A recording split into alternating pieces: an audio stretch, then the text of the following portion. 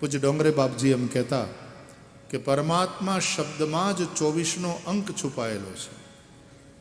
તમે ગુજરાતીમાં લખો પરમાત્મા તો પ એટલે કે 5, એમાં અક્ષર અને અંક એ બંને એક થઈ જાય છે.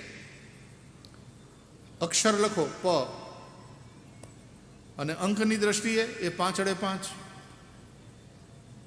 પછી ર, અક્ષર છે ર, અંકની દ્રષ્ટિએ 2, પ ર.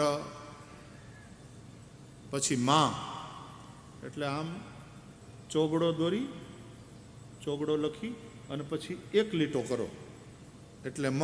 બાજુમાં બીજો લીટો કરો કાનો એટલે મા.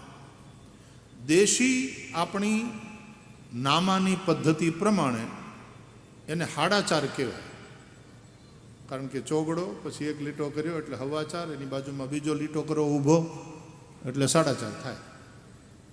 તો મા એટલે 4.5, પરમાત્મા પ એટલે 5, ર એટલે 2, મા એટલે 4.5 અને પછી ત અડધો એટલે 8.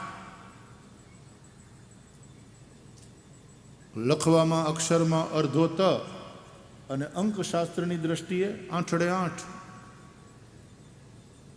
પરમાત્મા છેલ્લે વળી પાછો મા એટલે 4.5. હવે કરો સરવાળો.